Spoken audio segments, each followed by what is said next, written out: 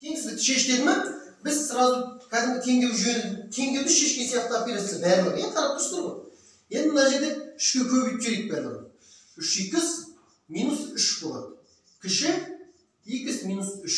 Келісесіздер ғой? Енді мынаны кәдімгідей ашамыз. 5х плюс 15. Келісесіздер ғой? Азайтылған 2х плюс 3. Кеттік ары қарай. Мына жерге жаза берейінші.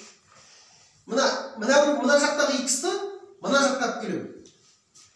Алып келсем ол не болады? Жарайды, жазайын. 3х минус х болады, е? Кіші, мына минус 3-ін тұра берсін. Мына минус 3-ті сол жаққа апарам. Қандай үш болып барады? Плюс 3 болып барады. Келісесіздер ғой? Енді мына 2х-ті мына жаққа алып келейін. 5х минус 2х болады. Келісесіздер ме? Үлкен, мына 3-ін тұра береді, бұрыннан тұрған нәрсе. Мынаны мына жаққа апарам. Мына бүчек болғандықтан оны кейінге апарам. Кейін тұрады. Кезекті соблюдай дейсіз ғой, бірінші келіп тұрсаңыз, е? Сол секілді. Мына жақта тұрған нәрсе тұра берсін. Мынау келді ме, ең ақырға барып тұру. Енді мына екеуін біріктіреміз, ұқсас болғандықтан. Не болады? 2х. Е? Кіші минус 3 плюс 3. Не болады? 0 болады. Енді мына екеуін біріктірейік. Не болады? 3х үлкен. Мына екеуін біріктірсек. Минус 12. Минус 12. Тамаша. Енді мынадан х-ті табайық. Х-ті табар болсақ не болады? Х-ті алдынан табығандай плюс. Сондықтан мына теңсіздікке түк төстемейміз. Түк төстемейміз. Просто 0-ді 2-ге бөлдік. Не болады? 0 болады.